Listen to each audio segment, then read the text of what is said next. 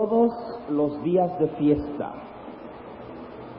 el más solemne, el más cargado de significado, el clímax de todas estas fiestas, era el día de expiación.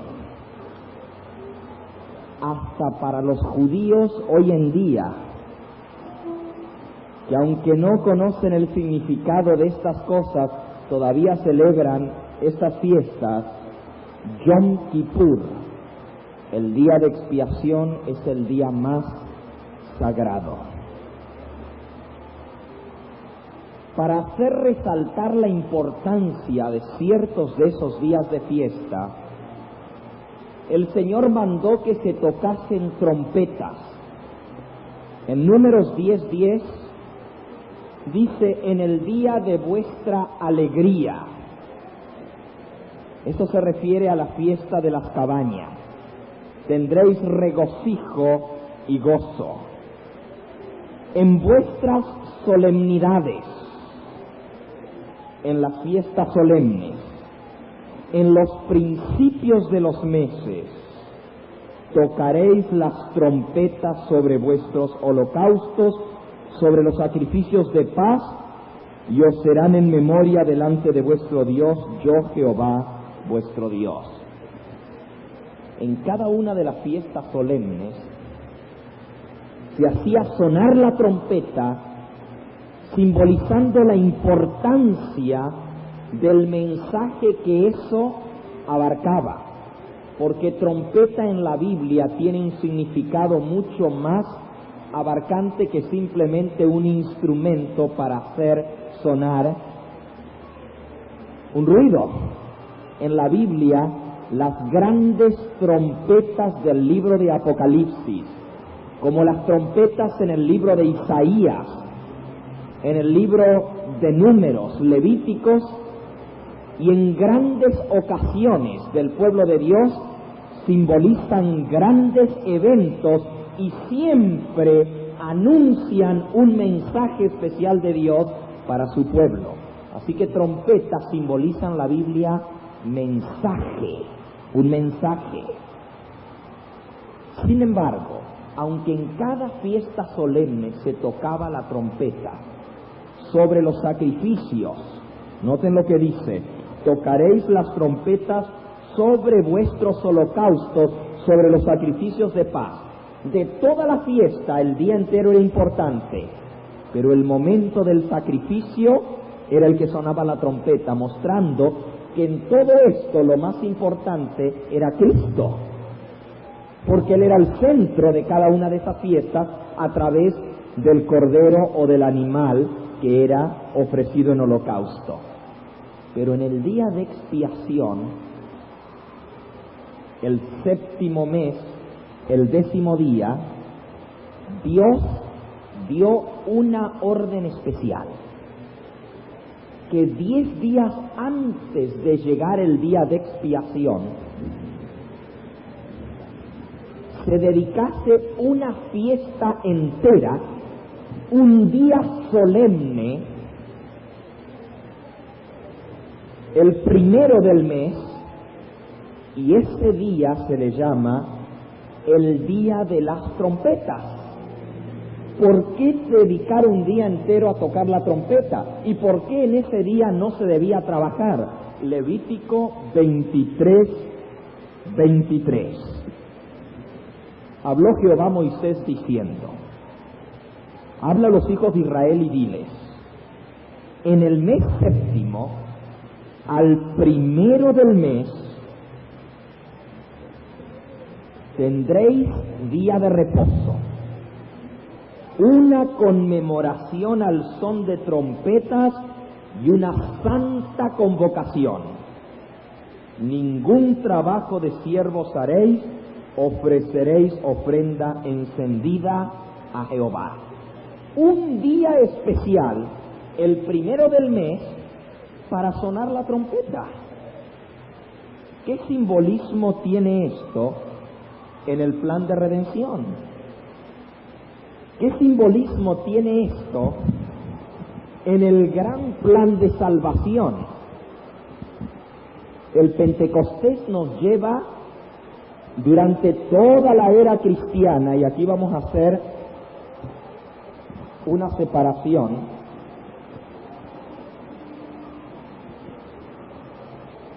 porque estas fiestas se cumplieron en la primera venida de Cristo. Este segundo grupo de fiestas tienen su cumplimiento en torno a la segunda venida de Cristo.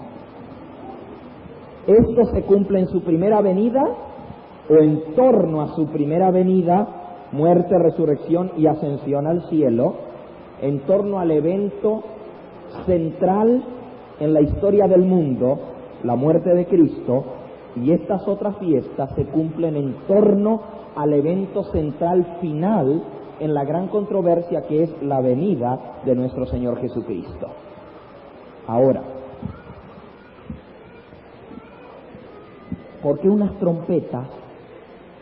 Un día entero de trompetas para anunciar el día de expiación. La respuesta es: la importancia del día de expiación es tal que Dios manda una fiesta solemne para anunciar que se acerca el día de expiación. ¿Cómo lo sabemos? Tanto la palabra de Dios como la mensajera del Señor como el Talmud, el libro judío donde explica todas estas fiestas, nos dice que la importancia o el significado de la fiesta de las trompetas era porque había llegado el séptimo mes y se anunciaba que se acercaba el gran día de expiación. Era tan importante este día, como vamos a leer en un momento, era solemne, era el día más grande de todo el año, era el día cumbre en el santuario. Y en ese día, que era tan importante, podía significar para algunos del pueblo de Dios que fuesen cortados para siempre de la nación judía. Era tan solemne ese día que si alguno no se apercibía para este día y no hacía su preparación, podía quedar sin nacionalidad, sin ciudadanía, sin derechos y fuera del pueblo de Dios. Se lo daba por muerto, como si nunca hubiese existido. El que era cortado del pueblo de Dios perdía su herencia, perdía su nombre, escuchen bien, perdía su herencia, perdía su nombre, perdía el derecho como padre de familia sobre su hogar, perdía su casa, su propiedad, la herencia que había recibido de sus padres le era quitada y entregada a otros y no tenía más derecho en el pueblo de Dios. Su nombre era raído, tachado, borrado, como que ya no más pertenecía al pueblo de Dios. Lean Levítico 23, versículo 29, 28 y 29. Ningún trabajo haréis en este día, porque es el día de expiación para reconciliaros delante de Jehová vuestro Dios. Y toda persona que no se afligiere en ese mismo día será cortada de su pueblo. ¿Se dan cuenta cuán importante es el día de expiación?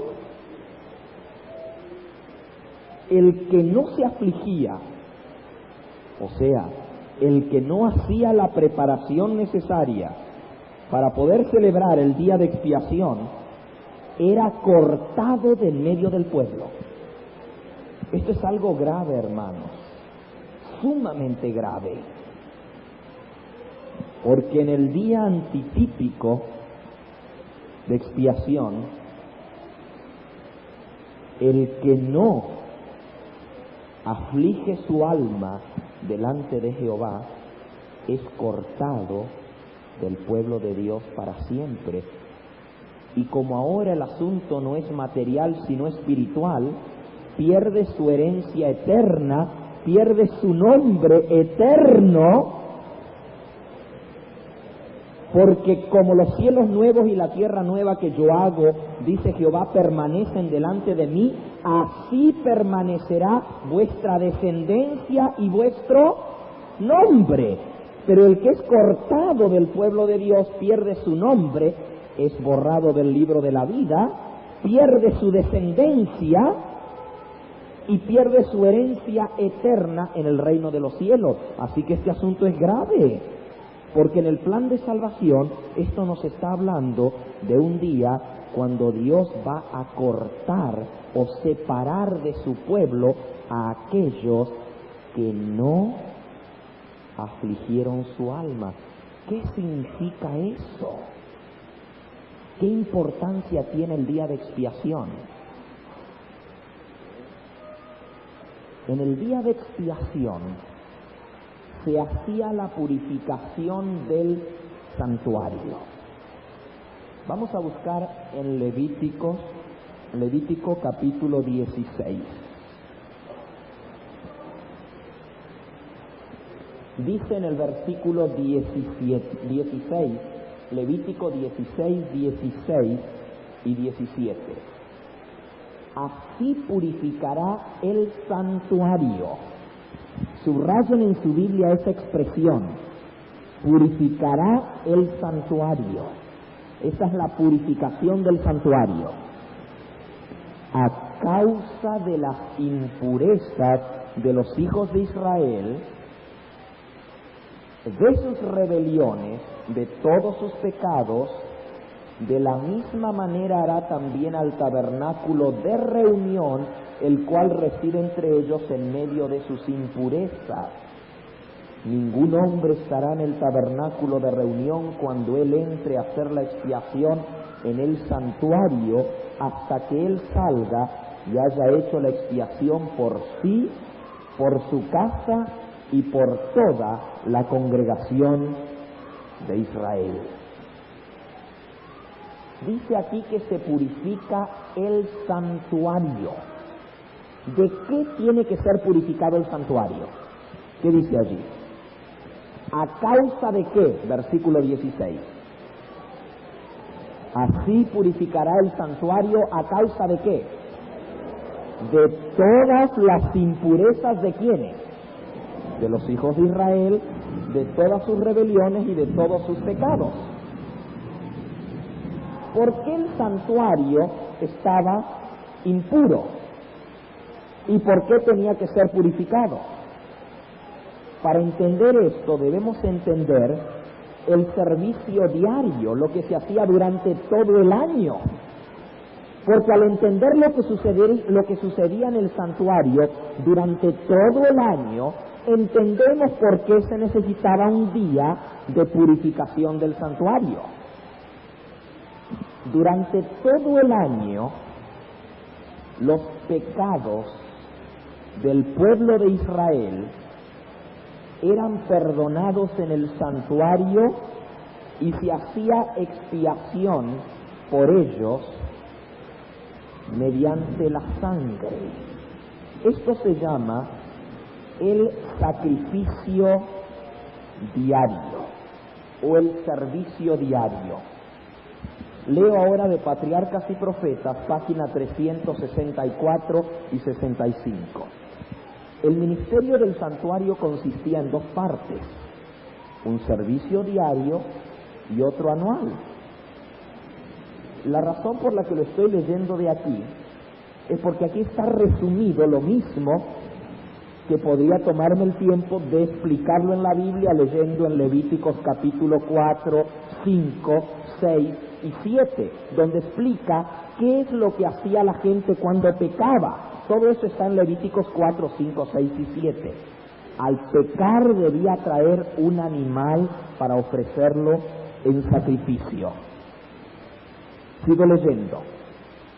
El ministerio del santuario consistía en dos partes, un servicio diario y otro anual. El servicio diario se efectuaba en el altar del holocausto, en el atrio del tabernáculo y en el lugar santo. Noten bien, el animal se mataba en el atrio, en el altar, pero la sangre se llevaba dentro del lugar santo. Mientras que el servicio anual, el día de expiación, era un día en el año, era el único día en que el sumo sacerdote entraba en el lugar santísimo. Levítico 16, lo pueden leer allí, en el versículo 2. Dijo Jehová a Moisés: di a Aarón tu hermano que no en todo tiempo entre en el santuario detrás del velo, delante del propiciatorio que está sobre el arca, para que no muera, porque yo apareceré en la nube en el propiciatorio. Y entonces comienza a explicar cuándo era la única vez que podía entrar en el lugar santísimo. Y dice en el versículo 30, en este día se hará expiación por vosotros y seréis limpios de todos vuestros pecados delante de Jehová. Día de reposo es para vosotros, afligiréis vuestras almas. Hará la expiación el sacerdote que fuere ungido y consagrado para ser sacerdote en lugar de su padre. Se vestirá las vestiduras de lino, las vestiduras sagradas. Hará expiación por el santuario santo, el tabernáculo de reunión. También hará expiación por el altar, por los sacerdotes y por todo el pueblo de la congregación. Esto tendréis como estatuto perpetuo al hacer expiación una vez al año por todos los pecados de Israel. El sumo sacerdote entraba una sola vez al año en el lugar santísimo para hacer la purificación del santuario. Eso se llamaba el servicio anual, mientras que todos los días se hacía el servicio diario en el lugar santo. Muy bien, sigo ahora leyendo. ¿En qué consistía el servicio diario? Para que ahora entendamos el servicio anual, y eso lo vamos a leer en Levíticos 16. El servicio diario, página 365 de Patriarcas y Profetas, fue la lectura que les pedí que hagan de tarea. ¿Cuántos hicieron su tarea? A ver. ¡Ay, qué poquitos! Si hubiesen hecho la tarea no tengo que leerlo, voy directo a la expiación, al día de expiación. Pero cuando no me hicieron la tarea, voy a tener que tomar el tiempito para explicar el servicio diario. El servicio diario consistía en el holocausto matutino y el vespertino, en el ofrecimiento del incienso en el altar de oro, además de los sacrificios por los pecados individuales. Todos los días había un sacrificio matutino y un sacrificio vespertino. Todos los días se ponía incienso frente al altar o sobre el altar de oro frente al velo. Todos los días se ofrecían los sacrificios individuales por los pecados del pueblo.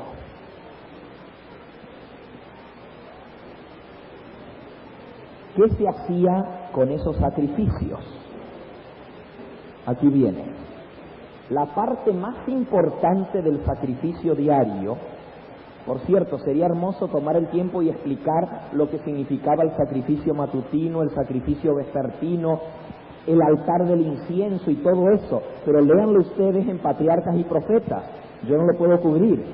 Tengo una serie de temas, el último que acabo de grabar, que son 15 cassettes de hora y media, o sea, como 22 horas y media de grabación, donde explico todo lo que es el santuario. Y no toco nada de lo que vimos aquí este fin de semana. O sea, es otra cosa completamente distinta. No toco las fiestas anuales, pero toco el simbolismo del santuario. Se llama el santuario y sus servicios. ¿Qué les estoy diciendo con esto? Que hay tanto más para hablar del santuario que podríamos pasar aquí 20 horas seguidas y solo comenzamos a tocarlo con la punta de los dedos.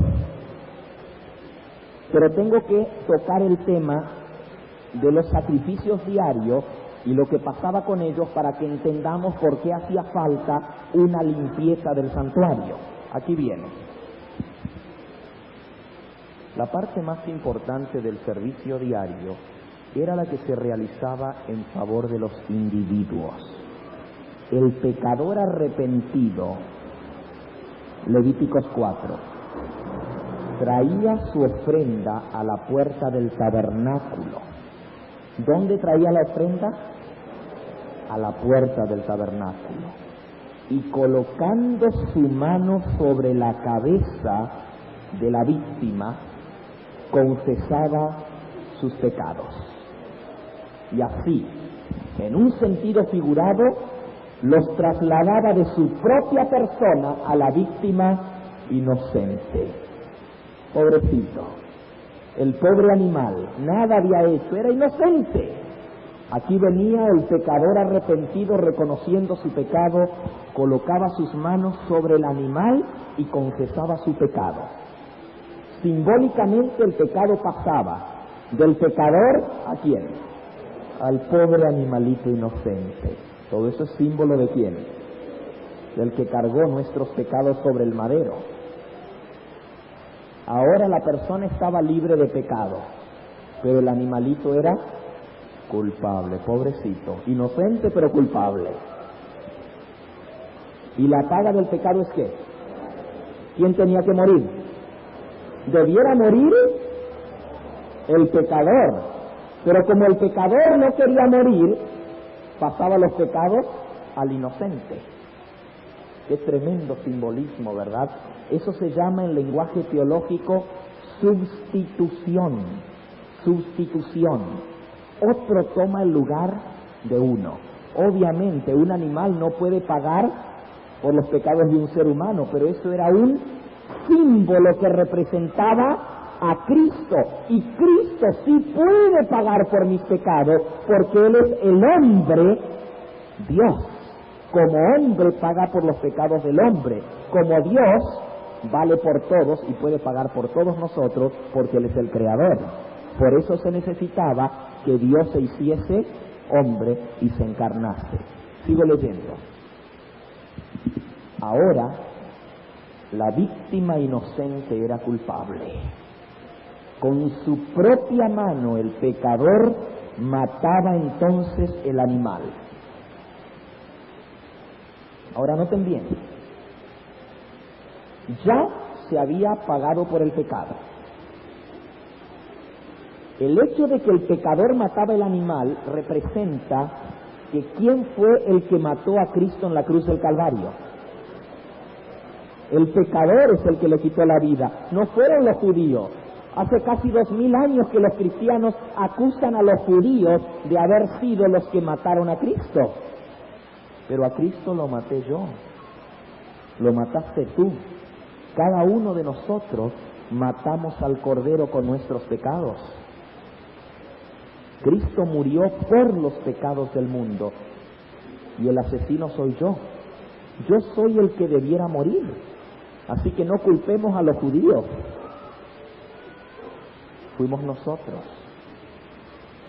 Pero ahora noten, ya estaba muerto el animal. ¿Ya estaba libre la persona de pecado, sí o no? El pecado había pasado de él al animal y ahora el animal estaba muerto. ¿Ahí terminaba todo? ¿Qué había que hacer todavía para que los pecados fuesen perdonados? ¡Oh, qué interesante! ¿Saben?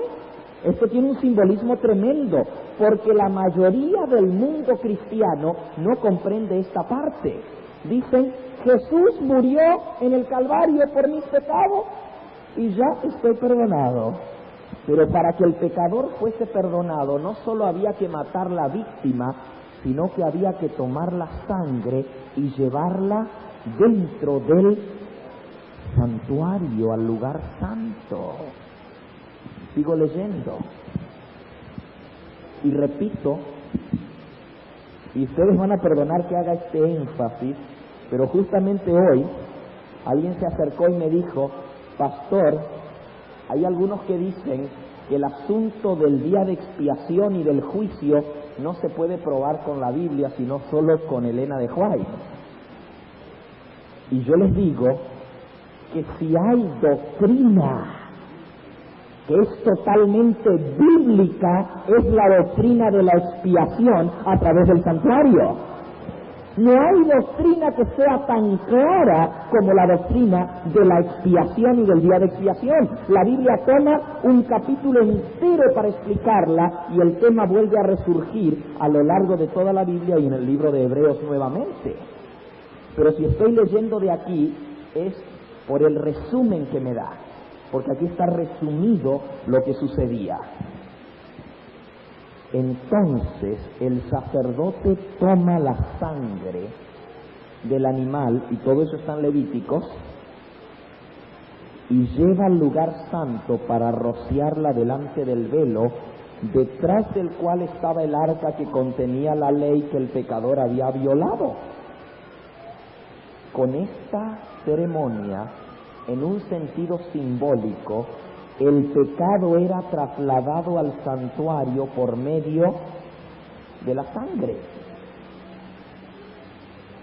Porque la vida, dice la Biblia, está en la sangre. Y la paga del pecado es ¿qué cosa? La vida, justamente. Con la vida se paga el pecado. Por eso la paga del pecado es muerte. Ahora, el pecado pasaba al animal, el animal moría, pero en la sangre, que era la vida del animal, se llevaba el pecado dentro del santuario. Eso está muy claro en Levítico 16:16. Allí dice: así purificarás el santuario a causa de las impurezas de los hijos de Israel, de sus rebeliones y de todos sus pecados. ¿Qué era lo que ensuciaba el santuario? La sangre que se llevaba allí todos los días. Imagínense cuántos miles de miles venían al santuario a confesar sus pecados. Y toda esa sangre tenía que ser llevada dentro del santuario. Había unas pocas excepciones que no voy a tocar en esta hora, en las cuales la sangre no se llevaba adentro, sino se derramaba al pie del altar. Pero en esos casos, presten atención, el sacerdote estaba obligado a comer la carne del animal. A menos que la sangre se llevase al santuario, el sacerdote tenía que comer la carne. De esa manera, dice Levítico 10:17, el sacerdote al comer la carne llevará la iniquidad de la congregación sobre sí. ¿Notaron eso? El pecado, la iniquidad iba en la sangre dentro del santuario, pero cuando la sangre no se llevaba al santuario, entonces ¿quién cargaba el pecado sobre sí? El sacerdote cargaba el pecado, porque al comer la carne del animal que había muerto por el pecado, él estaba asimilando simbólicamente ese pecado y ahora lo cargaba él. Es interesante, y no voy a entrar al tema, el simbolismo de esto en el plan de salvación. Cristo no solamente cargó nuestros pecados, sino también fue hecho pecado por nosotros. Tomó carne pecaminosa, así como el sacerdote comía la carne y la asimilaba, símbolo del pecado, y ese sacerdote era símbolo ¿de quién? De Cristo. Cristo no tenía pecado personal, porque nunca pecó, pero llevaba en su carne la debilidad de la raza humana. Hay dos maneras como el pecado fue llevado sobre Cristo: uno por su encarnación y otro por su muerte sustitutoria, cuando el pecado fue colocado sobre sí en la cruz del Calvario. Ninguno de los dos casos hace a Cristo pecador, porque él nunca pecó. Él es el Cordero sin mancha ni mácula, nunca jamás pecó ni hubo engaño en su boca. Pero hay dos maneras como el pecado fue llevado por Cristo: uno en su carne y otra en su sangre. Qué interesante, ¿verdad? Pero no vamos a entrar a ese tema de la naturaleza de Cristo, que es otro tema aparte, muy interesante. Volviendo ahora al sacrificio diario.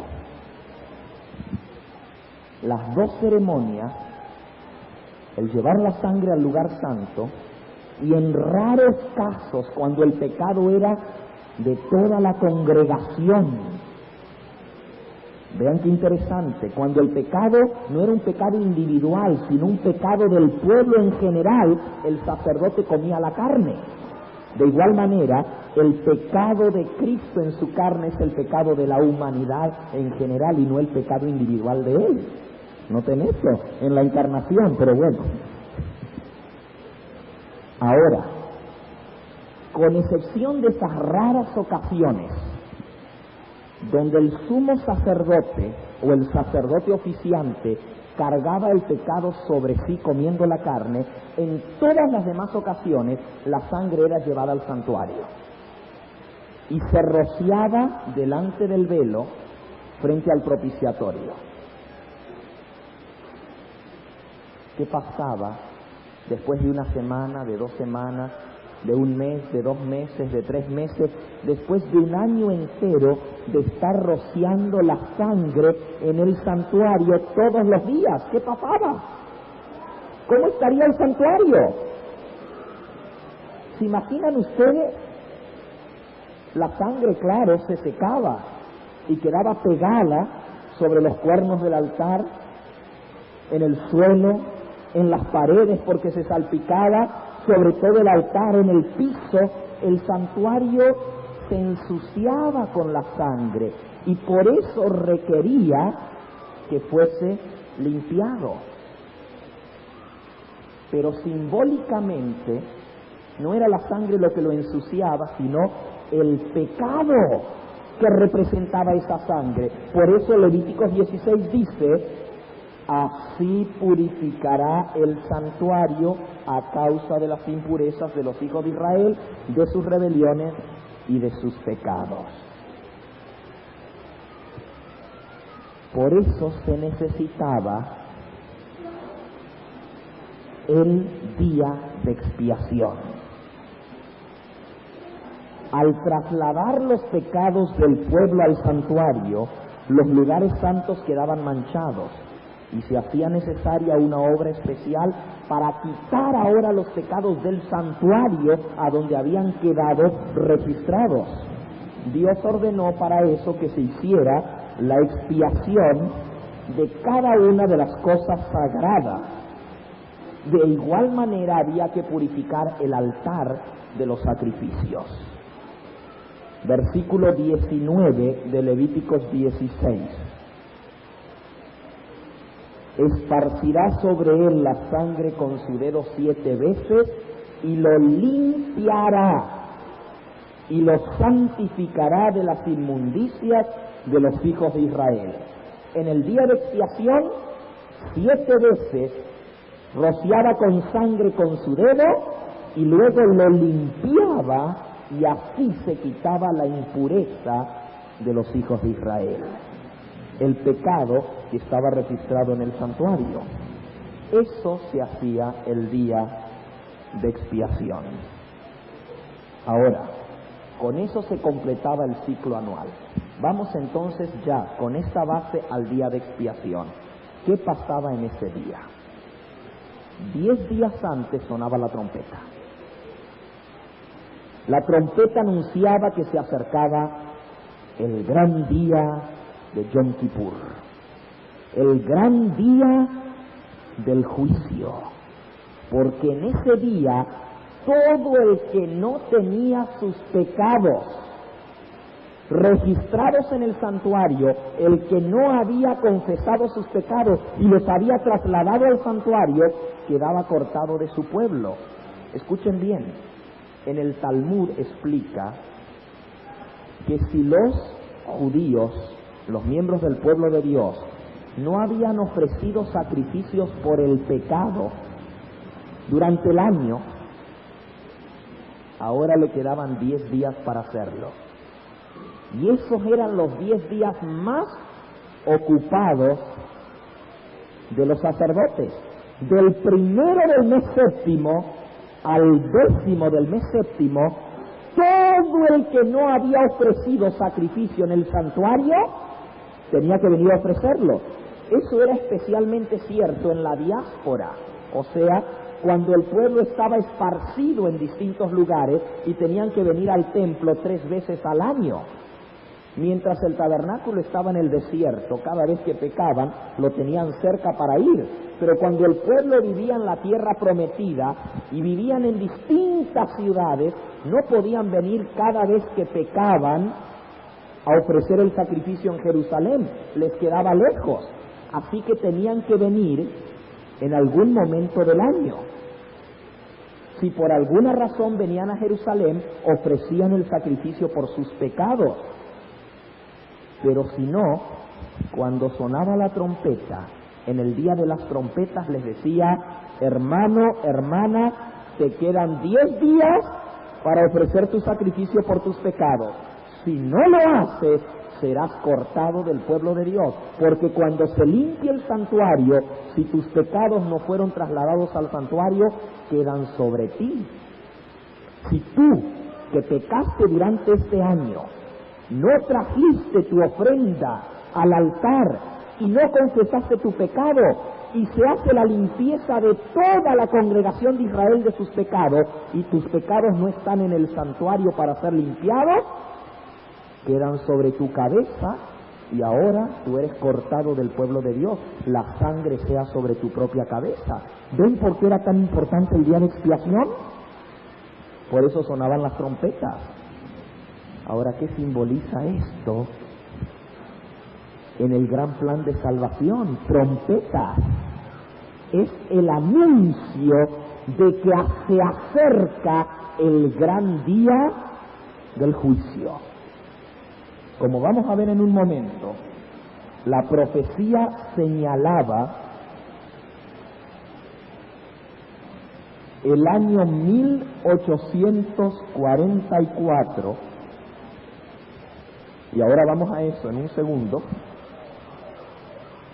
Señalaba esta fecha como el inicio de la purificación del santuario, Daniel 8:14. Pero antes de esta fecha, Dios tenía que mandar un mensaje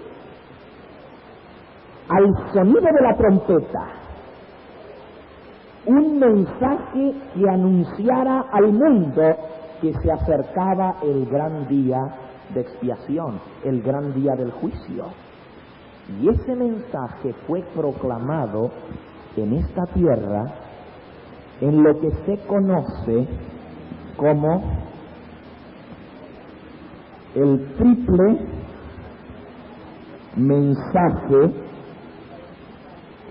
angélico,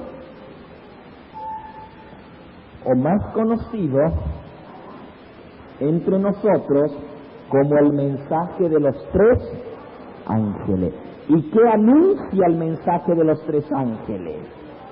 Temed a Dios y dadle gloria, porque la hora de su juicio ha llegado. Adorad al que hizo el cielo, la tierra, el mar y las fuentes de las aguas.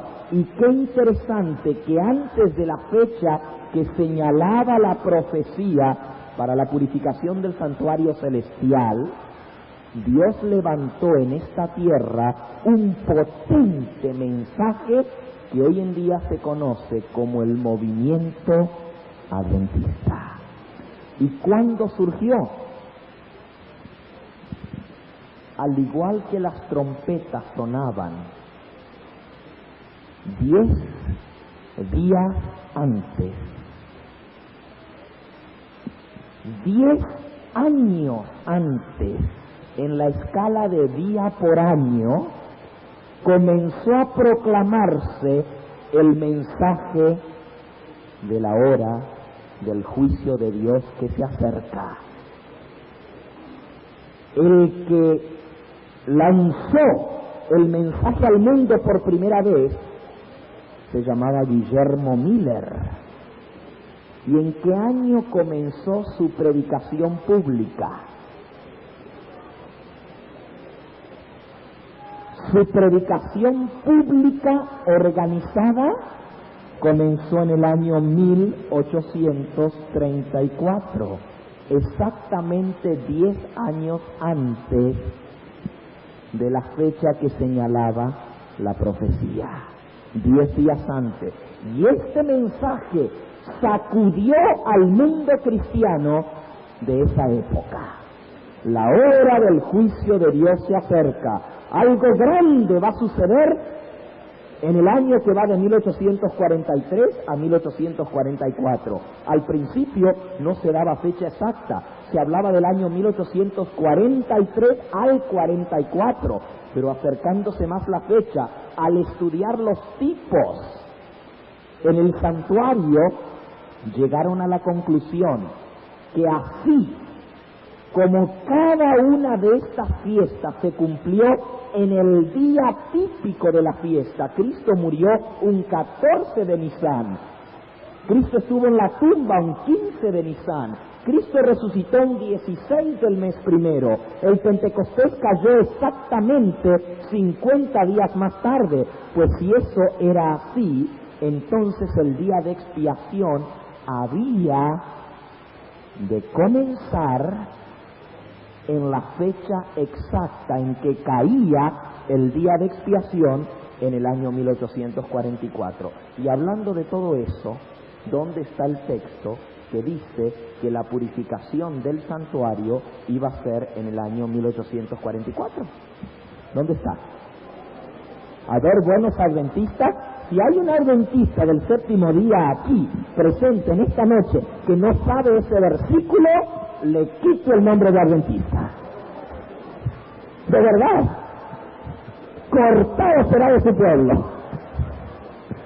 ¿Cuál es el texto que es la base del movimiento adventista? El texto que reveló todas estas grandes verdades. ¿Cuál es? Daniel 8:14. Daniel 8:14, y esta es la piedra fundamental del adventismo.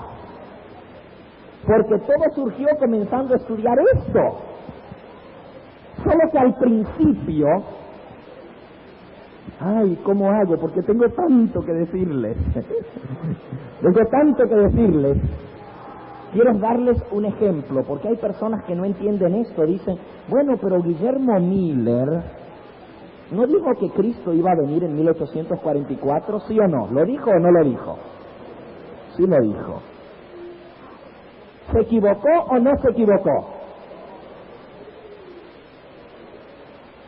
Se equivocó en lo que iba de acontecer, pero no se equivocó en la fecha. La fecha estaba correcta, solo que él interpretó mal el evento que había de acontecer. Y déjenme explicarles un poquito, porque esto les va a ayudar mucho a comprender lo que estamos hablando. Cuando Cristo vino por primera vez a cumplir las fechas exactas que señalaban su sacrificio en la cruz del Calvario, los discípulos sabían que la fecha se estaba acercando, porque la profecía de Daniel capítulo 9, que señalaba las 90 semanas, se había cumplido. Cuando Juan el Bautista comenzó a predicar, dijo, el reino de los cielos se ha acercado. Y anunciaba, el tiempo se ha cumplido. Cuando Jesús predicaba, usaba la misma frase, el tiempo se ha cumplido. ¿Qué tiempo se había cumplido? ¿Cuál tiempo? Obviamente era el tiempo que señalaba la profecía de Daniel. Y vean qué interesante, para ambos eventos, estas 4 fiestas van juntas y estas 3 van juntas. Para ambos eventos, la clave para descifrarlo era el libro de Daniel. En Daniel capítulo 9 estaba la profecía de cuándo moriría el Mesías. Vamos a leerlo. Daniel capítulo 9, 24 al 26. 70 semanas están determinadas sobre tu pueblo y sobre tu santa ciudad para terminar la prevaricación, poner fin al pecado, expiar la iniquidad, traer la justicia perdurable, sellar la visión y la profecía y ungir al santo de los santos. Sabe pues y entiende que desde la salida de la orden para restaurar y edificar Jerusalén hasta el Mesías, hasta el ungido, habrá 7 semanas y 62 semanas. Y después de las 62 semanas se quitará la vida al Mesías. Ahora, la profecía estaba clara. Y Cristo dijo, el tiempo se ha cumplido, el reino de los cielos se ha acercado. Gálatas 4:4, y llegado el cumplimiento del tiempo, Dios envió a su Hijo nacido de mujer. ¿Llegado qué cosa? El cumplimiento del tiempo. Cristo vino en la fecha exacta que señalaba la profecía de Daniel capítulo 9 y murió en la fecha exacta que señalaba la profecía. Daniel 9 nos daba el año, pero Levíticos 23 nos daba el mes, el día y la hora. Qué interesante, ¿verdad?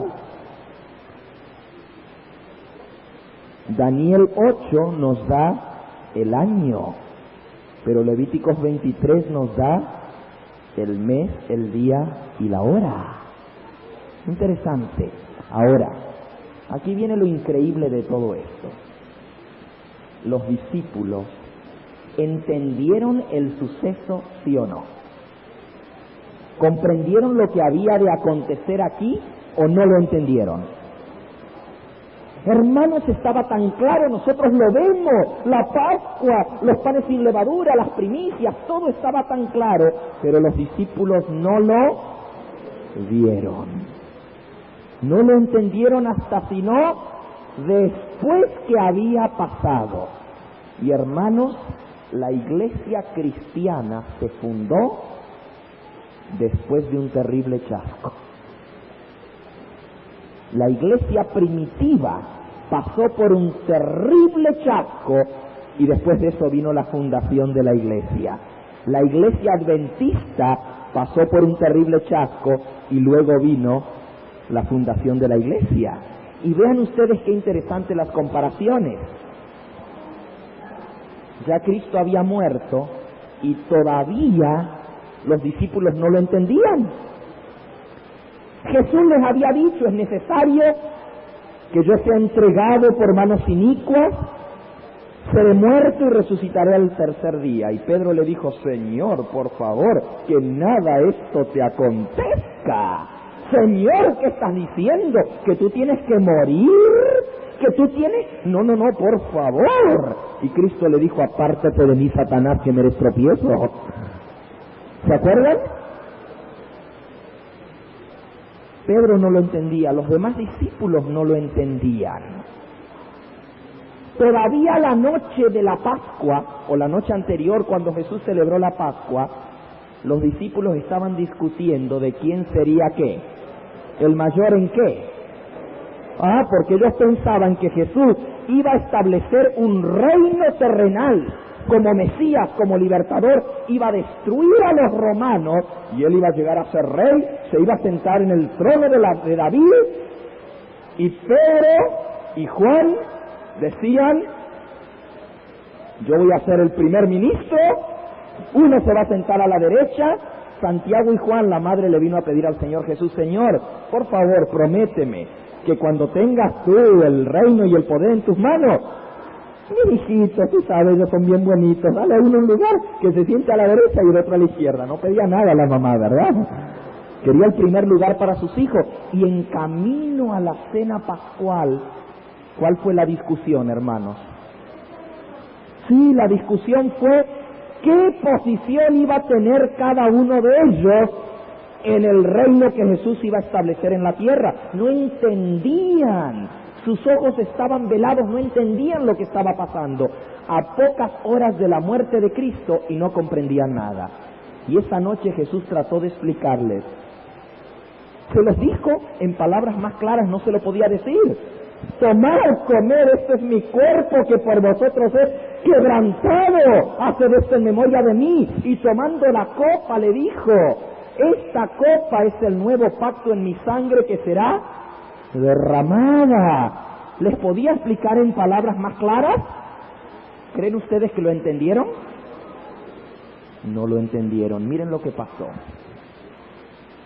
Todavía cuando Jesús estaba siendo juzgado, los discípulos estaban esperando que Él se libertase de manos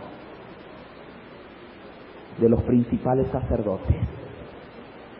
Todo el tiempo estaban viendo a ver en qué momento Jesús se liberta, se declara el Mesías y se establece en su reino. Y cuando vieron que Jesús se dejaba crucificar, fue algo terrible. La Escritura dice, heriré al pastor y las ovejas serán ¿qué? Dispersadas. Los discípulos se fueron cabizbajos, confundidos, chasqueados, desesperados, se les había venido el mundo abajo. Yo no sé si ustedes pueden comprender lo que eso significaba para ellos. Los únicos que realmente lo comprenden, o los pudieron comprender, fueron los que pasaron por el chasco del 22 de octubre de 1844, porque ellos también esperaban que Jesús viniese. Y qué tristeza cuando pasó el día y Jesús no vino. Dicen los que pasaron por ese chasco, que esa noche lloraron y lloraron y lloraron hasta el amanecer del día siguiente. ¡Qué tristeza tan grande! Ellos experimentaron lo que les pasó a los discípulos el día que Jesús murió. Yo me imagino ese viernes, qué sábado más triste habrán pasado, llorando y llorando y llorando. El sábado más triste de toda su vida. Ahora, hermanos, el Señor no quería que fuese así. El Señor quería que ellos supiesen. Él les dijo, les explicó, y si ellos no hubiesen sido tardos de corazón para creer, hubiesen pasado el sábado más feliz de su vida, contando las horas hasta la resurrección de Cristo. Hubiesen estado glorificando a Dios por la muerte de Cristo como Cordero Pascual, y hubiesen estado diciendo, ya falta poco, ya pronto Jesús va a resucitar de los muertos. Pero fue todo lo contrario. Fue un chasco terrible. Lloraron y lloraron, el mundo se les había acabado. Miren lo que dice la Escritura, todavía cuando Él resucitó, ¿ustedes creen que lo creyeron? La Biblia dice que fueron a ungir el cuerpo de Cristo en el sepulcro. Y cuando las mujeres no encontraron el cuerpo de Cristo y volvieron contando a los discípulos que se les había aparecido un ángel y les había dicho que Jesús había resucitado, ¿ustedes creen que lo creyeron? Dice la Biblia que dijeron, unas mujeres fueron al sepulcro, y dice que tuvieron visiones de ángeles. No dice que vieron un ángel, que tuvieron visiones de ángeles que les ha dicho que ha resucitado. Cuando María Magdalena lo vio y lo reconoció, porque hasta ahora no lo habían visto, las otras mujeres no lo habían visto, solo vieron a un ángel que les dijo que había resucitado, pero María Magdalena sí lo vio. Ahora miren cuando viene María Magdalena lo que pasa. Marcos 16. En el versículo 1 al 8 está la historia de lo que pasó con las mujeres. Se les apareció el ángel y les dijo, vayan, díganles que ha resucitado. Versículo 8 de Marcos 16. Y ellas se fueron huyendo del sepulcro porque les había tomado temblor y espanto, ni decían nadie a nadie porque tenían miedo. No creyeron, tenían miedo, no le decían a nadie nada. Versículo 9. Habiendo pues Jesús resucitado por la mañana el primer día de la semana, apareció primeramente a María Magdalena, de quien había echado 7 demonios, Yendo ella lo hizo saber a los que habían estado con él, que estaban, ¿cómo estaban? Tristes y ¿qué? Y llorando, pobrecitos, qué chasco más grande, tristes y llorando. Y cuando oyeron que Jesús vivía, ¿qué dice? Se regocijaron y dieron gloria a Dios. ¿Dice así? ¿Cómo dice? No lo creyeron. Ni aún entonces, después que Magdalena les dijo que lo había visto a Jesús, no le creyeron. Versículo 12. Después apareció en otra forma a dos de ellos que iban de camino, yendo al campo, y ellos fueron y lo hicieron saber a los otros, y ni aún a ellos, ¿qué? Le creyeron. ¿Saben? La experiencia de esos discípulos a Emaús es sumamente interesante porque nos deja saber lo que ellos estaban pensando. Lucas 24. Dice así. Lucas 24, versículo 13. Dos de ellos iban el mismo día a una aldea llamada Emaús, que estaba a 60 codos de Jerusalén, 60 estadios. Iban hablando entre sí todas aquellas cosas que habían acontecido. Sucedió que mientras ellos iban hablando y discutiendo entre sí, Jesús mismo se acercó y caminaba con ellos, mas los ojos de ellos estaban velados para que no lo conociesen. Y él les dijo: ¿qué pláticas son estas que tenéis entre vosotros mientras camináis? ¿Y por qué estáis tristes? Y respondiendo uno de ellos, que se llamaba Cleofas, le dijo: ¿eres tú el único forastero en Jerusalén que no has sabido de las cosas que en ellas han acontecido en estos días? Y él les dijo: ¿qué cosas? Y ellos le dijeron: de Jesús Nazareno, que fue varón profeta, poderoso en obra y en palabra delante de Dios y de todo el pueblo, cómo lo entregaron los principales sacerdotes y nuestros gobernantes a sentencia de muerte y lo crucificaron. Y ahora escuchen: pero nosotros esperábamos que Él era el que había de redimir a Israel. Y ahora, además de todo esto, hoy es el tercer día que todo esto ha acontecido. Nosotros esperábamos que Él era el que había de redimir a Israel y lo mataron. ¡Qué barbaridad! No entendían lo que había acontecido. Ellos esperaban otro evento. Tenían la fecha correcta.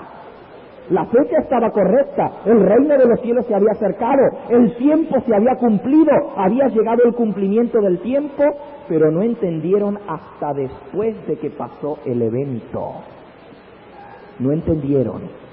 ¿Por qué les estoy contando esto, hermano? Porque algunos se burlan de Guillermo Miller y de los milleritas y de los adventistas porque dicen: ven, los adventistas están fundados en una mentira. Dijeron que Cristo venía en 1844 y no vino, pobrecito, y tienen una iglesia fundada encima de una mentira. ¿Han oído ustedes a gente hablar de esa manera?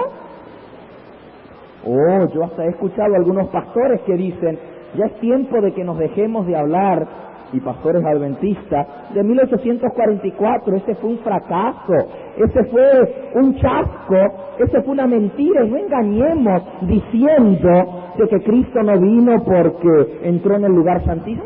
No, esos son todos cuentos, dicen algunos. Pobrecitos, no comprenden. La Escritura es muy clara en esto, y el tipo es tremendo.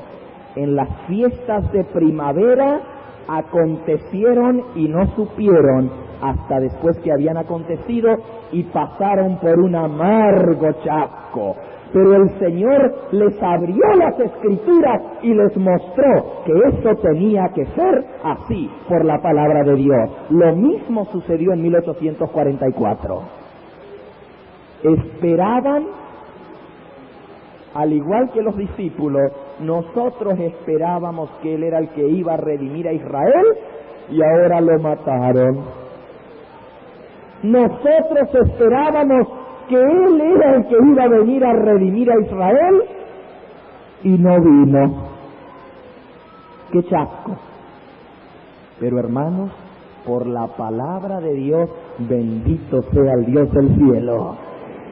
Llegaron a comprender la verdad del gran evento que estaba prefigurado por el día de expiación. No era la purificación de la tierra como ellos habían interpretado, sino que era la purificación del santuario en el cielo. Y ahora comenzaron a estudiar el tema del santuario, que no lo habían entendido antes, con más ahínco, y descubrieron las grandes verdades del santuario, de las cuales tú y yo hoy en día nos enorgullecemos de ser adventistas del séptimo día.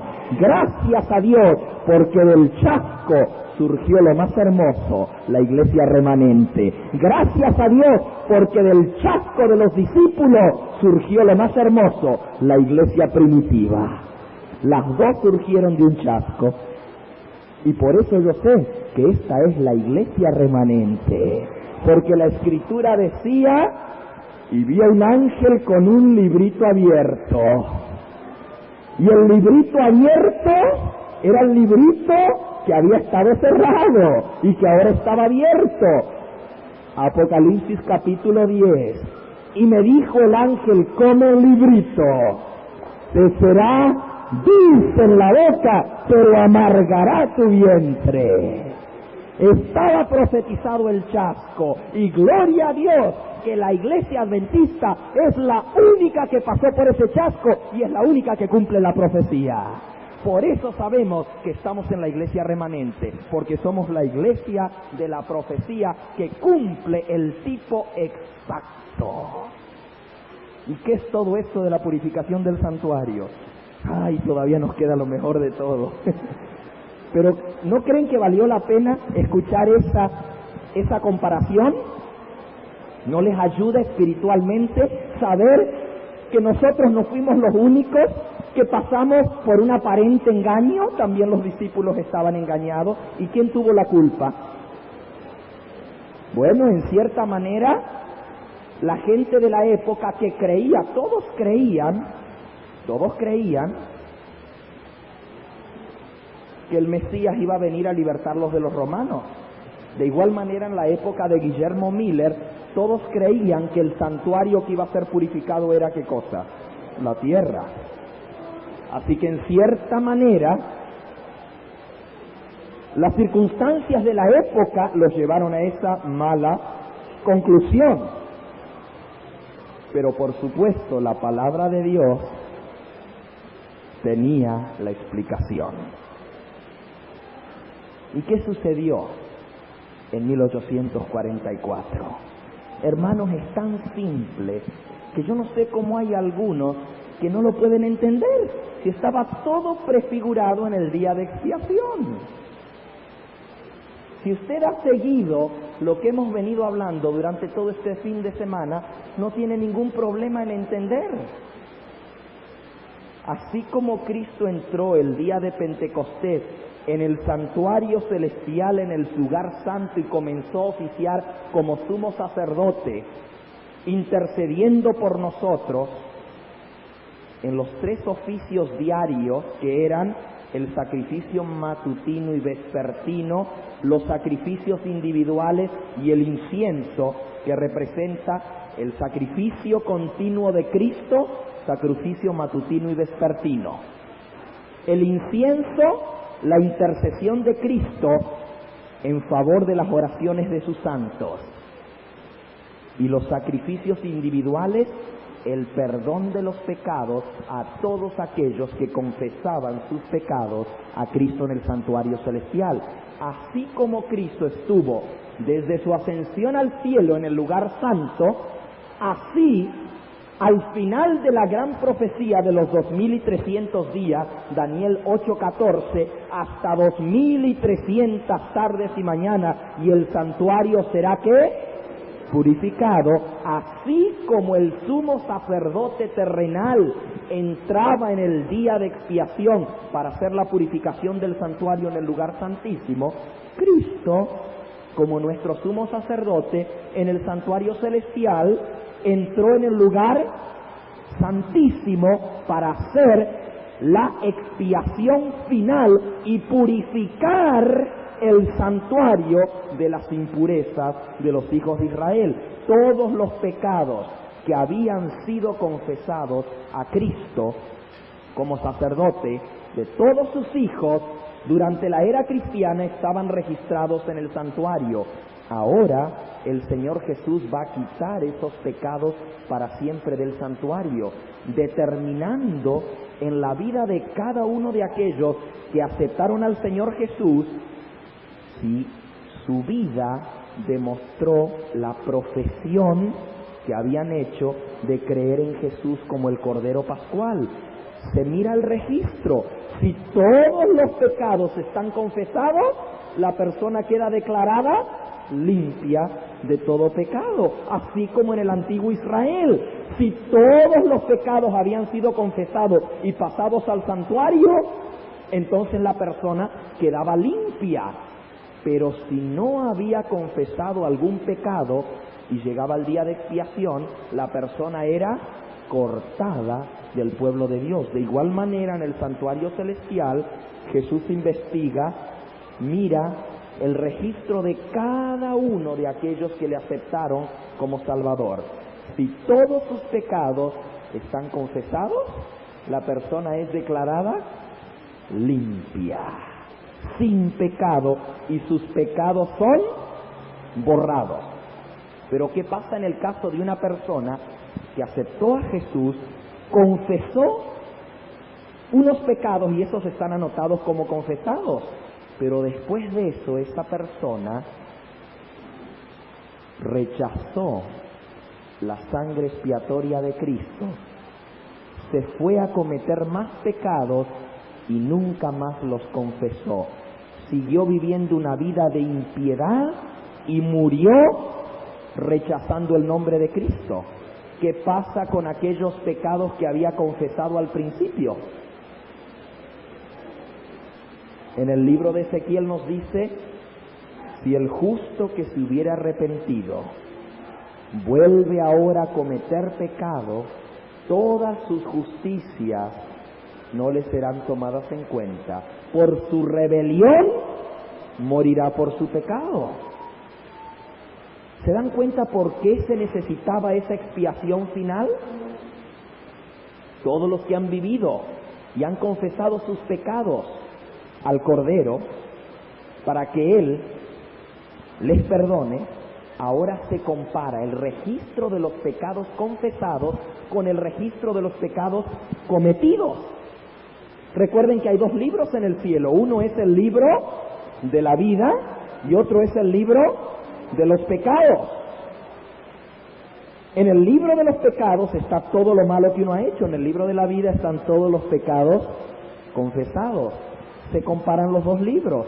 Si todos los pecados que aparecen en el libro de la muerte están confesados y perdonados en el libro de la vida, queda saldada la cuenta. La persona queda libre.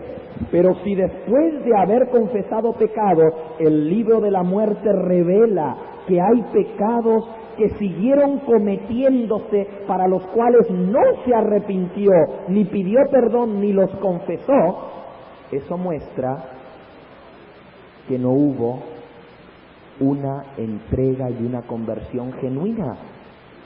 Porque si aceptó a Cristo pero siguió viviendo en adulterio hasta el día que murió y no se arrepintió ni los confesó, esa persona no puede ser perdonada, es cortada de su pueblo en el día de expiación. ¿Estamos comprendiendo? ¿Está claro? ¿Esa doctrina es bíblica o no es bíblica? ¿Está en la palabra de Dios? Levíticos 16, ahora hay mucho más detrás de esto que simplemente lo que les estoy explicando. Hay un simbolismo tremendo, porque había dos machos cabríos sobre los cuales se echaba la suerte, y había todo un ritual en el día de expiación. El tiempo ha transcurrido, desgraciadamente no vamos a poder cubrir todo lo que es el gran día de expiación, pero hermanos, en la ceremonia, los dos machos cabríos recibían suertes. Dice en el versículo 7, tomará los 2 machos cabríos y los presentará delante de Jehová a la puerta del tabernáculo de reunión. Y echará suertes Aarón sobre los 2 machos cabríos, una suerte por Jehová y la otra suerte por Azazel. Y hará traer Aarón el macho cabrío sobre el cual cayere la suerte por Jehová, y la ofrecerá por expiación.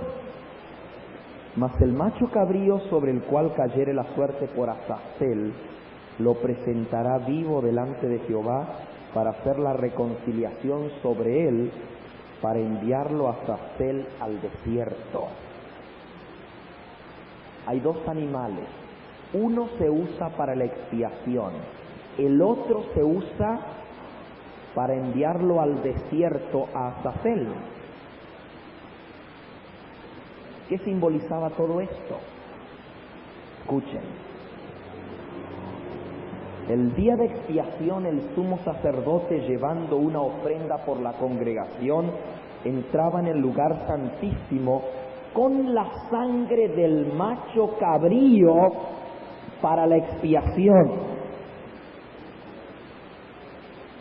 Versículo 15.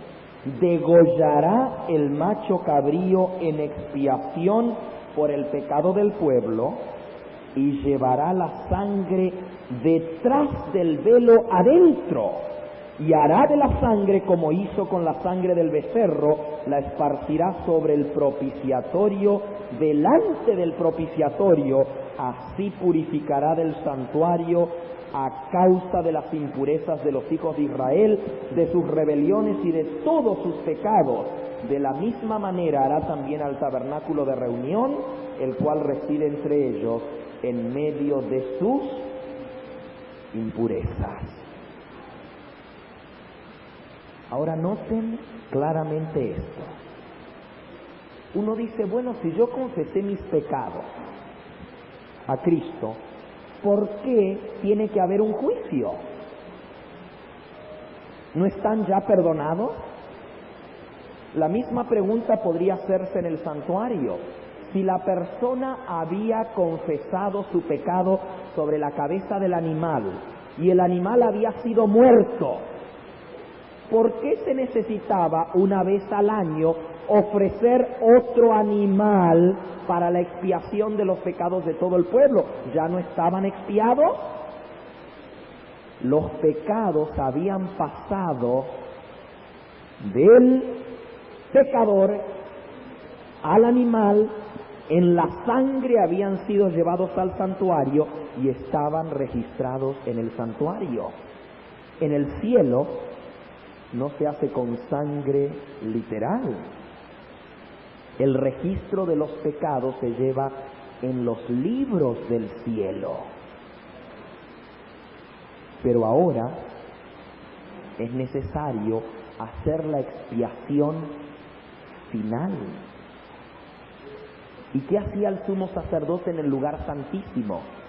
Tomaba la sangre del macho cabrío y la rociaba en el lugar santísimo sobre el propiciatorio, para así limpiar el santuario y expiar los pecados de todo el pueblo.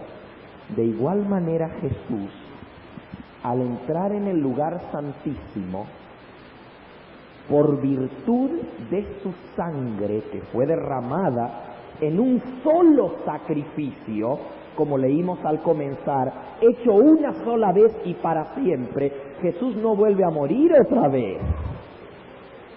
Pero en virtud de ese solo sacrificio, ahora purifica todos los pecados de aquellos que le fueron confesados y que están registrados en los libros del cielo. En virtud de ese sacrificio, aplica ahora su sangre expiatoria en forma simbólica para purificar los registros del cielo y eliminar para siempre el pecado. Dice así: al rociar la sangre sobre el propiciatorio se hacía encima de la ley. Aquí la ley ahora aparece como norma de juicio. Los requerimientos de la ley exigían la vida del pecador, y ahora, al rociar la sangre, quedaban satisfechos. Entonces, en su carácter de mediador, el sacerdote tomaba los pecados que estaban en el santuario y los llevaba sobre sí mismo. Salía del santuario llevando sobre sí la carga de las culpas de Israel. A la puerta del tabernáculo ponía las manos sobre la cabeza del macho cabrío, símbolo de Azazel, y confesaba sobre él todas las iniquidades de los hijos de Israel, todas sus rebeliones, todos sus pecados, poniéndolos así sobre la cabeza del macho cabrío. Eso es Levítico 16, versículo 20 y 21.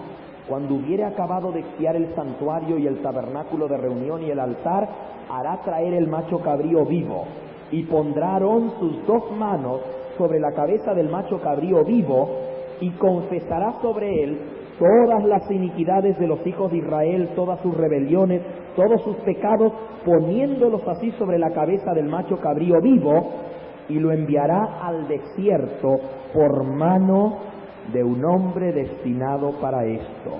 Y aquel macho cabrío llevará sobre sí todas las iniquidades de ellos a tierra inhabitada, y dejará ir el macho cabrío en el desierto. ¿Qué simboliza eso? Escuchen bien, hermanos, para que no se confundan. El macho cabrío vivo es la suerte por Azazel. Recuerden que se ofreció una suerte sobre los 2 animales. Una era por Jehová y la otra era por Azazel. Si una es por Jehová y la otra es por Azazel, pues ¿quién es Azazel? Pues si no es Jehová, ¿quién es? Lo contrario a Jehová. Pero el macho cabrío de expiación que representa a Cristo, a Jehová, era muerto, pagando el pecado, mientras que el macho cabrío que representaba a Satanás era enviado vivo al desierto, llevando así los pecados a una tierra deshabitada y alejándolos del campamento del pueblo de Israel. Enfatizo eso porque hay algunos que dicen que los adventistas creemos que Satanás es nuestro salvador porque él carga nuestros pecados. Jamás, nunca jamás. El macho cabrío que fue muerto, con el cual se hace la expiación, es el macho cabrío que representa a Cristo, que paga nuestros pecados.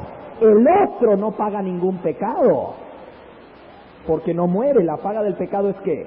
Muerte. El otro es enviado ¿qué? Vivo al desierto. ¿Qué representa esto? Escuchen.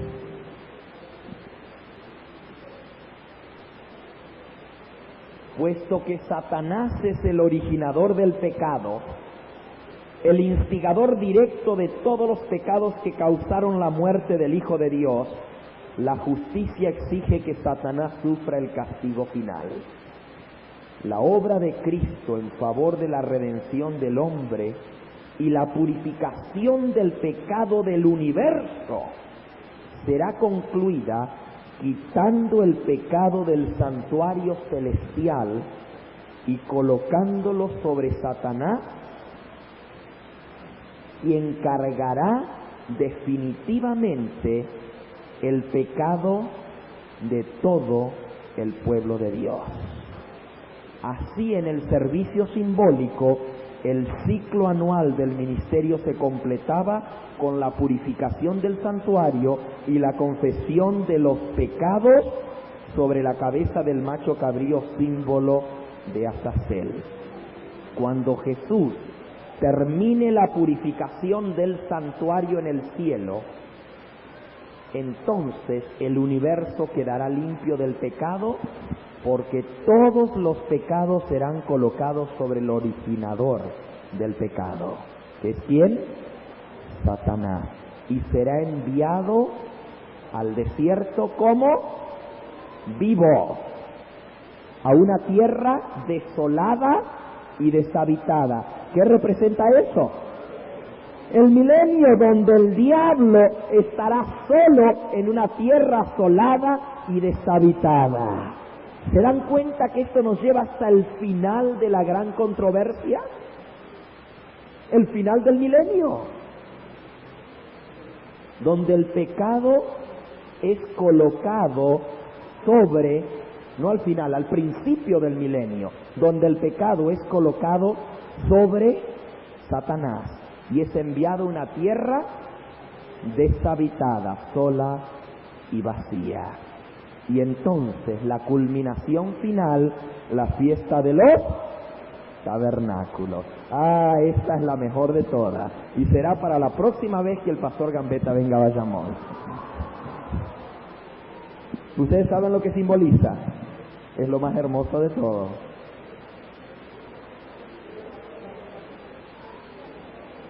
Esto representa cuando el Señor recibe a su pueblo en sus moradas. Es la fiesta más feliz de todas, la fiesta de regocijo, la fiesta de alegría, la fiesta de gozo y felicidad. En la casa de mi Padre muchos tabernáculos hay.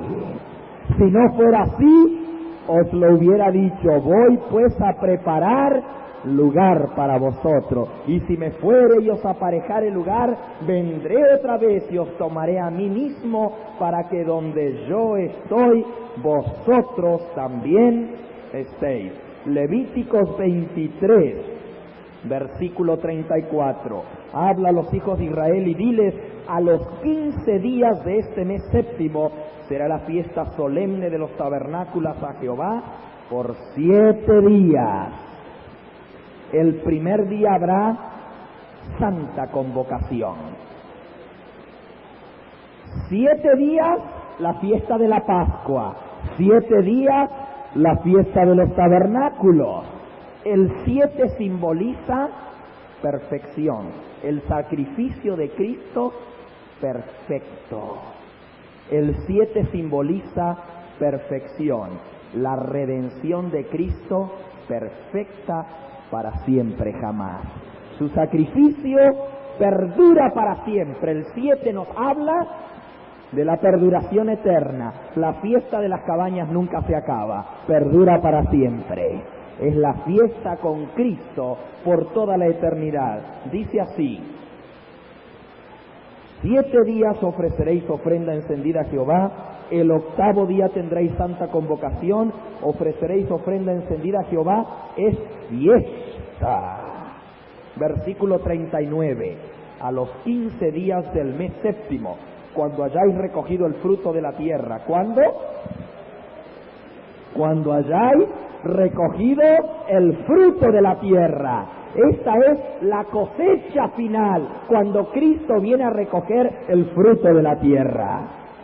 Haréis fiesta a Jehová por 7 días, el primer día será de reposo, el 8º día también será de reposo, y tomaréis el primer día ramas con fruto de árbol hermoso, ramas de palmeras. ¿Dónde vieron las palmas ustedes? En Apocalipsis, capítulo 7. Ramas de árboles frondosos, sauces de los arroyos, y os regocijaréis delante de Jehová vuestro Dios por 7 días. Le haréis fiesta a Jehová por 7 días cada año. Será estatuto perpetuo por vuestras generaciones. En el mes séptimo la haréis. En tabernáculos habitaréis 7 días.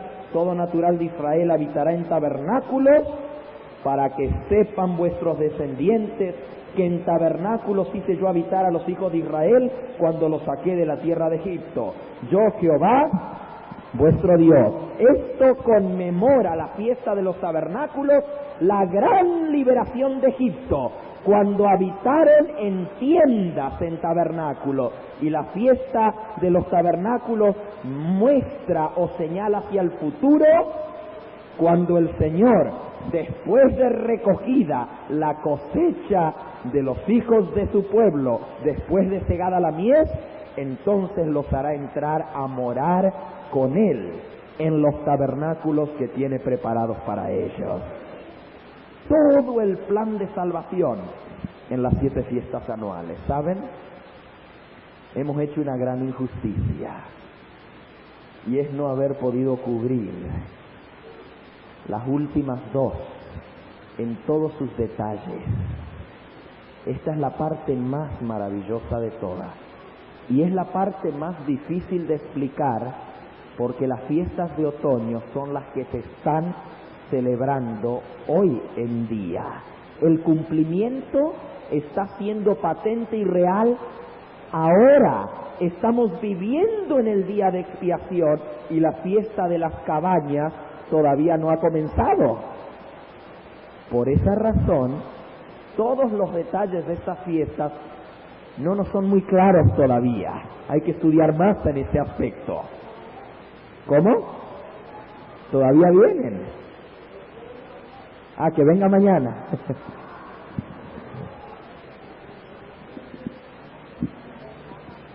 Solamente les digo que si este fin de semana sirvió para despertarles a ustedes la inquietud de estudiar el santuario y sus servicios, valió la pena. Si este fin de semana sirvió para abrirles los ojos a la realidad del tiempo en que estamos viviendo en el gran día de expiación, y tendríamos que estudiar lo que significa ese día de expiación y lo que significa afligir nuestras almas delante del Señor.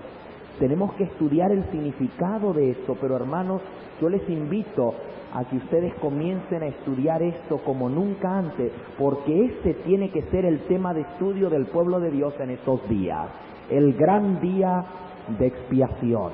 Consigan toda literatura que ustedes puedan, lean el espíritu de profecía, escudriñen la palabra de Dios sobre el tema del día de expiación y la fiesta de los tabernáculos, porque eso es lo que tenemos en nuestro momento presente y en los días que se avecinan. Es la culminación final del gran drama, del gran conflicto entre el bien y el mal. Y hermanos, ¿saben ustedes que así como estas fiestas se cumplieron al detalle, también estas se están cumpliendo al detalle? Yo no entiendo todo lo que esto significa en los días, pero una cosa les puedo decir, que si el día de expiación comenzó un 22 de octubre de 1844, el 10º día del 7º mes, la fiesta de las cabañas, también va a comenzar en un 15 del mes 7º. ¿Qué significa eso?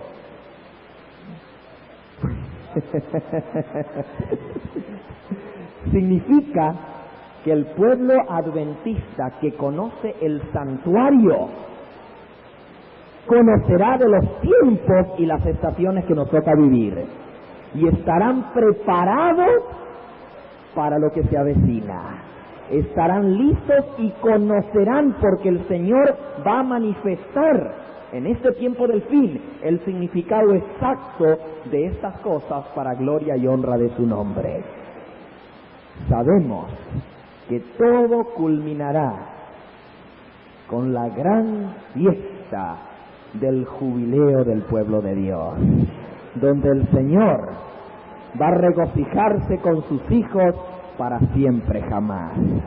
Alegre viene un día alegre para aquellos que aman al Señor. El juicio no debe amedrentarnos ni asustarnos si nuestros pecados están confesados en Cristo Jesús. Si hemos abandonado todo pecado, si todo pecado en nuestra vida está confesado y quitado de nosotros, el juicio no debe ser temido. Y usted dice, pastor, pero ¿y entonces mi vida? todavía hay pecado en mí. Por eso, mi hermano, el Señor envió la fiesta de las trompetas, el mensaje del primer, segundo y tercer ángel, que nos llevan y nos enseñan cómo purificar de nuestra vida todo pecado para poder pasar por el día de expiación cubiertos por Cristo Jesús nuestro Salvador. Al comprender el mensaje de los tres ángeles, entendemos cómo llegamos a limpiar el pecado de nuestra vida, cómo podemos ser santificados obedeciendo la verdad y cómo por la sangre de Cristo nuestros pecados pueden quedar totalmente limpios. Hay esperanza para ti y para mí. Si nuestra vida está escondida con Cristo en Dios, hay esperanza. Hermano, en este día de la expiación, hay que confesar todos nuestros pecados al Señor. Hay que pedirle que Él nos limpie de todo pecado, para que cuando nuestro nombre sea traído ante la corte celestial, todos nuestros pecados estén confesados y no haya en nosotros pecado ni mancha alguna, porque en Cristo somos más que vencedores. Que esa sea tu experiencia y la mía. ¿Cuántos en esta hora quieren reconsagrar su vida al Señor Jesús, pidiéndole que esa sangre expiatoria les limpie de todo pecado y que les dé el poder para abandonar el pecado y vivir una vida de victoria en Cristo Jesús? Amén.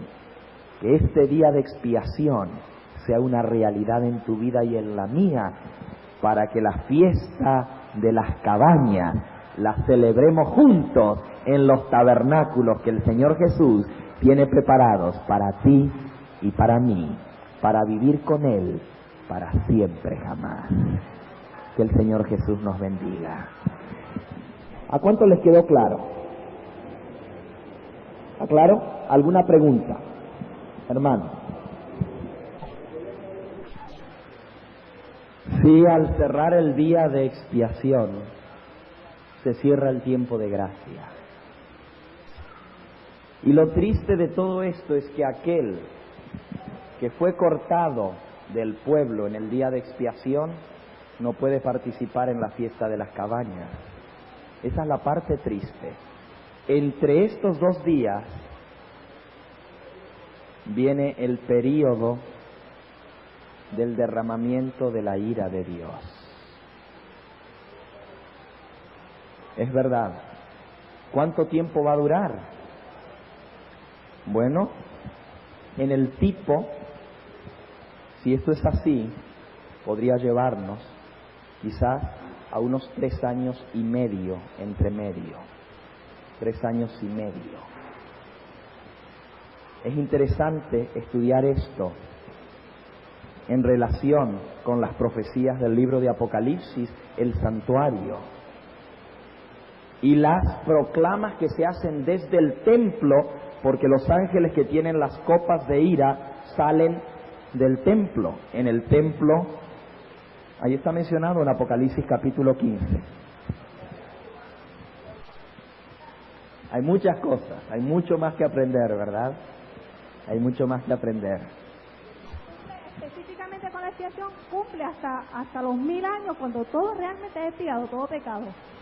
El cumplimiento de Azazel en el día anterior a eso cubría eso. El día de expiación cumplía, terminaba hasta que Azazel era enviado al desierto, ¿cierto? En ese día de expiación.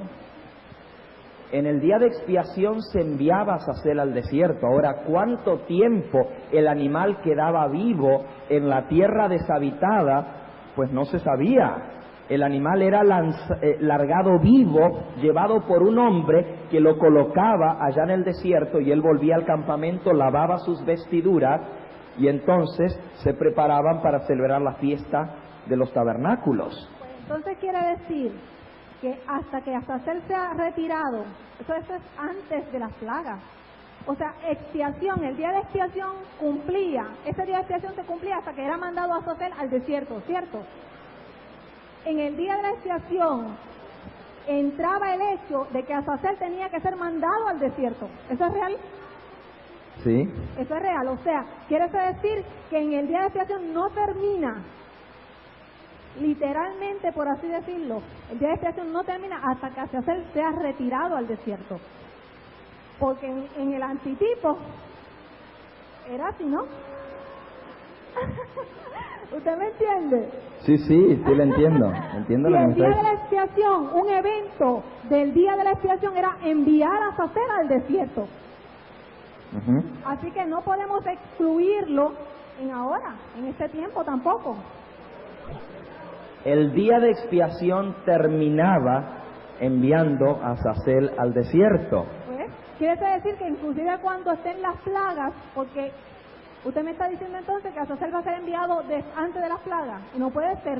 Azazel es enviado entonces El al día de desierto después expiación las plagas. termina enviando hacia Azazel y luego vienen las fiestas Ajá. de las cabañas. De igual manera, En el evento de- Señor Jesús coloca los pecados sobre Satanás al terminar el día de expiación, al cerrar el tiempo de gracia. Usted lo puede leer en primeros escritos, donde Elena de White dice: vi que el Señor Jesús se detenía por un momento para colocar los pecados sobre Satanás. Eso está en primeros escritos, no recuerdo ahora la página exacta, al final del libro, donde habla justamente de la culminación de la gran controversia. Y entonces él se dirige para buscar a sus hijos. Sale del santuario, antes de quitarse las vestiduras sacerdotales, coloca sus manos sobre el macho cabrío, representando que así los pecados simbólicamente han caído sobre Satanás. Ok, O sea, es que el ¿cómo macho, podemos no, cubrir? ahora le explico, el macho cabrío queda suelto al terminar el día de expiación. Satanás será suelto cuando el Espíritu de Dios se retira sobre esta tierra, y él es el que va a causar todo el tremendo mal que vendrá como resultado del derramamiento de las copas de la ira de Dios. Ya el diablo tendrá el pecado sobre sí, y eso lo llevará a hacer la destrucción final que vendrá como resultado de las plagas. Ajá. Entonces hay una pregunta con respecto a la trompeta. Estamos diciendo entonces que en el 1834 comenzó el sonido de las trompetas y concluyó en el 1844, ¿cierto? No, porque la trompeta se seguía tocando el día de expiación. Recuerden Números 10:10.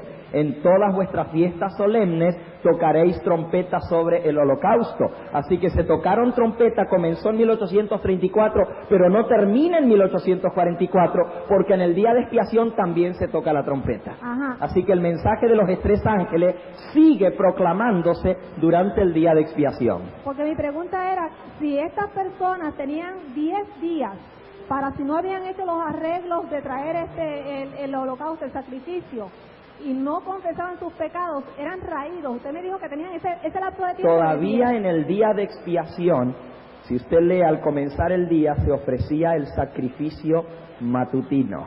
Todavía antes de entrar al servicio de expiación propiamente, había el sacrificio matutino por los pecados del pueblo a las 9 de la mañana. O sea, aún durante el día de expiación se mantenía el servicio diario.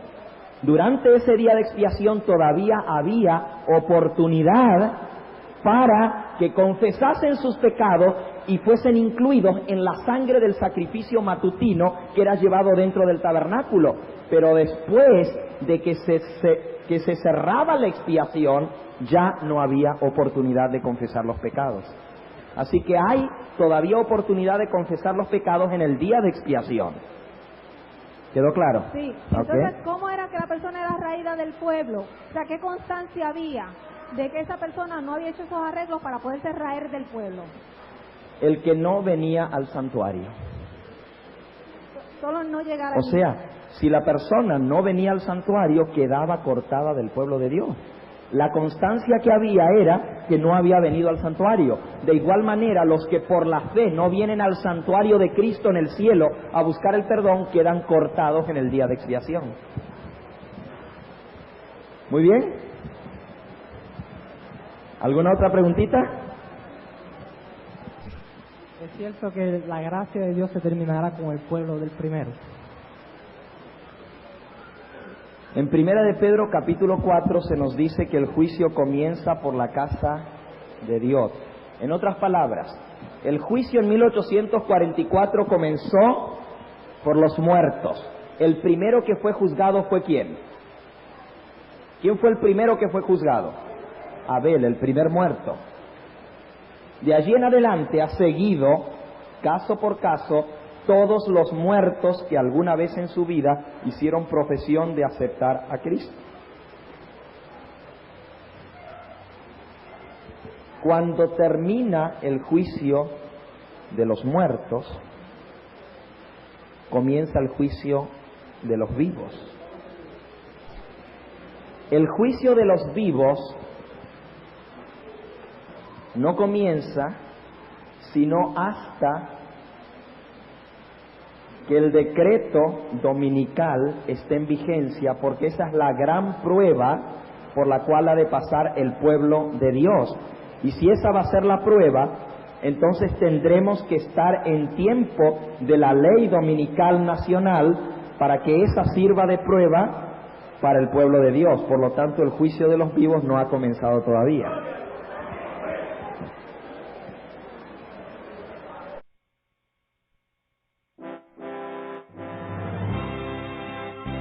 Agradecemos al pastor Gambetta por su valioso aporte a la proclamación del mensaje adventista. Visite su página en internet www.elevangelioeterno.com. La grabación de este tema en formato digital es un servicio del Ministerio Evangelio Eterno. Para obtener gratuitamente estudios selectos de la Biblia y de los escritos de Elena G. White, o para solicitar nuestras publicaciones impresas, diríjase a www.hogarysalud.com y www.evangelioeterno.com.